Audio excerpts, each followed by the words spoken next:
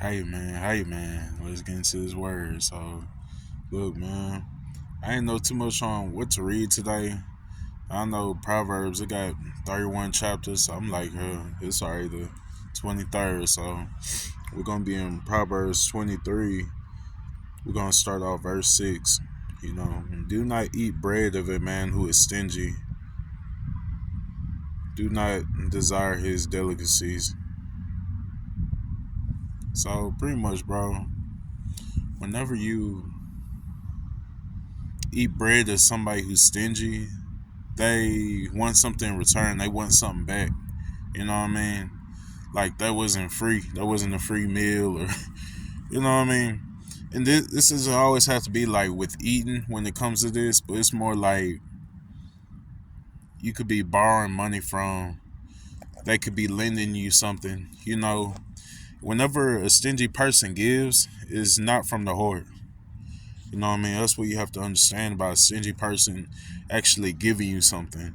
Is that it actually comes with a price. Like, oh, that was counted for. From him, it was counted for. You know what I mean? So, most people of an evil eye want every little scrap back that they give away. You know what I mean? Because you know what I mean. They're people that love the stuff of this world and hate to give it up for free. You know what I mean? So, and we're going to go to verse 7. For he is like one who is inwardly calculating, eat and drink, he says to you, but his heart is not with you. So, pretty much, like I said, in a sense, it's like his heart's not with you when it actually comes to, you know what I mean? He'll tell you to eat and drink, you know what I mean? Hey, bro, this is yours, bro. You can keep it. You know what I'm saying? Nah, bro, it's yours, bro. And it really meant something to him with him giving you whatever he gave you. You know what I mean? And it was highly counted for. While on your end, it wasn't counted for. Like you feel like he's giving it from the heart, but his heart's not with you on this. You know what I mean? So let's keep on. Oh, excuse me. Staying wind. You will vomit up morsels that you have eaten and waste your pleasant words. So pretty much being thankful in a sense will be a waste into getting something that's counted for, getting something that's not from the heart. It's a waste of words. You know what I mean? Tell somebody thank you, and he didn't really want to give it to you. You know what I mean? So let's keep going. Do not speak Do not speak in hearing of a fool. He will despise the good sense of your words. Okay. And so pretty much don't speak whenever a fool's speaking because he'll despise your positivity you might have. You know what I'm saying? The drive you might have, like the motives you have in life that push you, it might not push him the same. So he despises you once you really expose these things and like expose your good to their evil. You know what I mean? Because only a fool speaks evil. That's why I'm saying that. And it's like, I know people that speak foolish. They still talk about drugs, gangs, snaking people out, so plotting, planning, boasting. These are fools that speak. Whenever you respond to them, they don't like the real stuff, bro. They don't like, you know what I'm saying, what you say to them. They don't like what you would have to say about that because they're used to hanging around people that amp them on, and pretty much just egg them on in the sense to where, you know what I mean, I forget what you call that word, but it's like their heads getting boosted up, by other people that really don't care about them. So they feel like they're doing the right thing whenever they do evil. So, they get their head boosted up by acquaintances and people they call friends. And we're going to go down to chapter 23, verse 12. Apply your heart to instructions and your ear to the words of knowledge. Do not withhold discipline from a child. If you strike him with a rod, he will not die. Yeah. So, I mean, it's a lot of parents that grew up in my age group, about 27. You know what I'm saying? Our moms was beating the brakes off us. You know what I mean? To to teach us something though. You know what I mean? Because they care for us. You know, there's such thing as tough love in this world. You know what I mean? I strongly believe it. I strongly believe that you can teach people through the rough situations you bring them through, that you were showing them that you love them in a sense, and you don't want them to go outward. You don't want them to turn towards evil. You know what I mean? Let me continue with that being said. If you strike him with the rod, you will save his soul from Sheol. So if I said that right, and pretty much, you know, whenever a parent strikes, you know what I'm saying, their child, they're teaching them wisdom. I mean, it's times where God struck me. You know what I mean? I ain't always had my father, so it's times where God taught me the hard way. You know what I mean? He struck me. You know what I'm saying? I learned. You know what I mean? He saved me from something that couldn't have been worse. You know what I mean? And it's all discipline. You know what I mean? This is all teaching, and showing love, that you don't want to see them go a way that's not their path. You know what I mean? So it's not necessarily bad to strike your kids, but the ones that don't, their kids are not blameless. You know what I mean? So pretty much their kids aren't blameless whenever you don't strike your kids, you know what I mean? And it's like, I mean, I just believe in discipline, learning. It just depends if it's a hard-headed kid or not. If it's a kid that actually needs it, or, a kid that you can actually talk to in a sense, And, because the hard-headed ones, they gotta be struck, man. They think they got power over you, show them with that rod, man. That switch, that belt. You know what I mean? It's not bad. You're not doing nothing bad, parent. You know what I mean? You're not doing nothing bad with, you know what I'm saying, disciplining your kid the tough way, Because after that, after a whooping, you gotta let a kid know why this is gonna hurt. This is gonna hurt me more than it hurts you. You know what I mean? Gonna let them know before and after. So yeah, but for sure, man. And we still in chapter 23 and verse 17. Let not your heart envy sinners, but continue in the fear of the Lord all the day.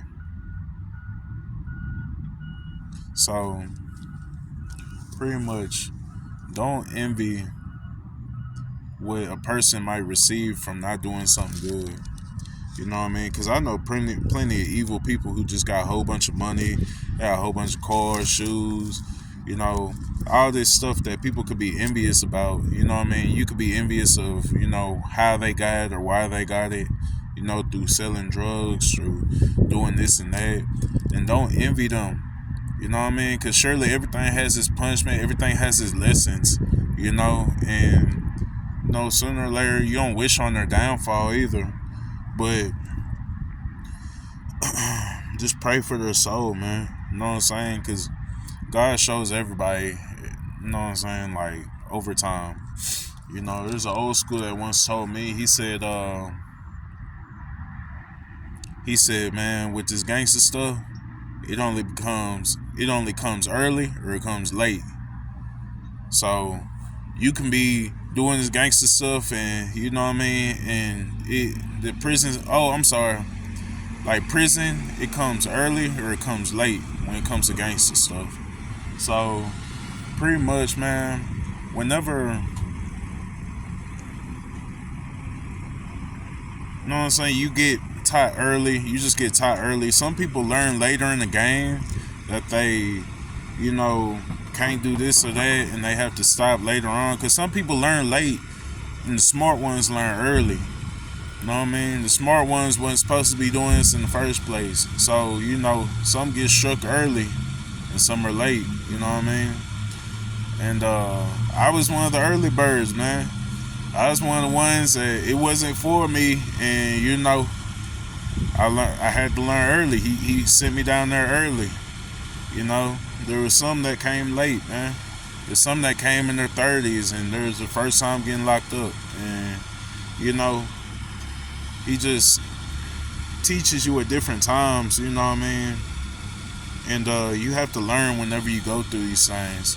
There's some people that are in there their fourth, fifth time.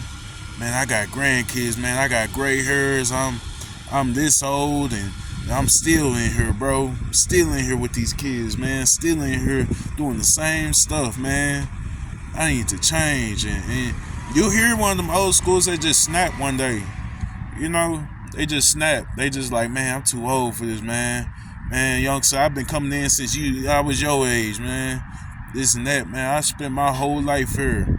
I got 15 years altogether out of 40 years. You know what I'm saying? I spent almost half of my life in here, man. This and that, man. And they teach other people. And some people are in there. It's sad story. Sad story. Some people are in there to teach other people to not come back. You know what I mean? So that's a tough story, bro. That's a real tough story, man. Straight up. But let me continue, man. Surely there is a future. Okay, surely there is a future, and your hope will not be cut off. You know what I mean? So surely, with how you move every day, you manifesting for the future, and the things you hope for every day will not be cut off. No, so surely you're manifesting these things to keep moving forward. You know what I mean? Hopefully you manifesting these things to work hard every day and not have to read bad things and so on. You know what I'm saying? Like, well, you know what I mean. The other way around. But still. Okay, we're gonna go to 20. Verse 20. Be not among drunkards or among gluttonous eaters of meat, for the drunkard of the glutton will come to poverty and slumber with cloth with rags. Slumber will cloth them with rags. So that's pretty much people taking addiction overboard. You know, when you become a drunkard or a gluttony of meat, this and that. Because, you know, drinking, it makes you want to eat sometime. And it's like you're already a drunkard. You're already, you know, drinking your soul away. You know what I mean? To where you're sacrificing things. You're sacrificing food for this drunk that you're chasing. For this extra drink that you're chasing. And, you know, I know plenty of people that gave their life away for alcohol. Gave it away. They gave all their healthy body away. I'm talking about six pack to ruin liver, bro. Ruin. You know what I'm saying? And man, I hate it, bro. I ain't like seeing that. It was a close friend of mine too that I really looked up to. But you know, he was a good dude and all, but he just sacrificed too much for that drink. He didn't rob the liquor store for a drink.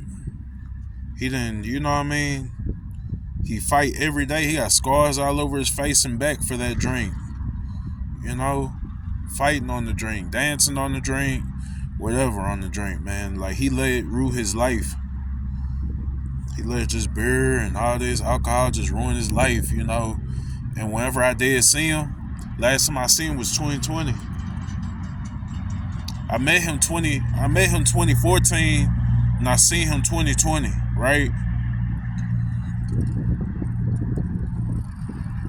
He was homeless. We was both homeless. And the first thing he asked It's for a beer, bro.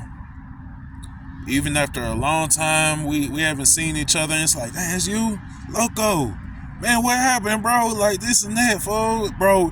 I did this much time, and bro. You know what I'm saying? And we linked back up, but the first thing he asked for me is like, "Hey, mate, man, I need to get a beer, man. Can you help me out? I'm finna walk to the store, man. You give me a beer, man." Dang, still on it, man. Still on it. Dang. No. Crazy, man. Crazy. Let me keep going, man. Listen to your father who gave you life, and do not despise your mother when she is old. So listen to God, man. You know what I'm saying? He's the one who gave you life, and your mother gave you birth, man. You know what I mean? In certain things, like, don't despise your mother when she is old. That's like, you know what I mean? When we have to turn the tables and take care of them. You know what I mean? You don't change on your mama, bro. Don't change on her, bro. Don't change on her, bro. You only get one. You only get one mom, bro. That's it. There ain't no more. There ain't no replacements. There ain't, bro. There ain't no replacements, bro. You know what I mean? And don't despise her when she's disabled and you're more able. She the one who bred you. She the one that, raised you in a sense. Carried you for 9 months. So it's like don't disrespect mama, bro. You know what I'm saying? You only get one, bro. So if that's gone, when it's gone, cause it's gonna happen to everybody. At some point in time in their life, I hate to say it, but you know, we're only human. So it's like, you know, you have to treat your mom good while she's on this earth, man. Take care of her, bro. You know what I mean? Cause me losing mine, bro, I lost mine at 16.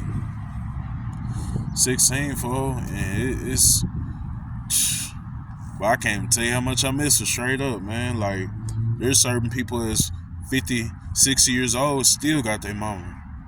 They don't know how it feel, bro. It's a different type of feeling.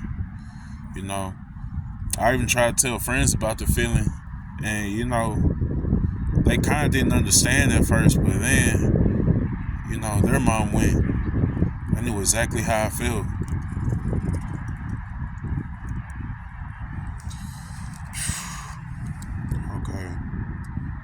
Okay, we're gonna go verse 31, man. Do not look at wine. It is red. When it sparkles in the cup, it goes down smoothly. It's a luxury, huh? In the end, it bites like a serpent and stings like a adder. Your eyes will see strange things, and utterly, your heart will utter perverse things. You know, it's showing like this seduction that alcohol, you know what I'm saying, and drink can have over your life, man.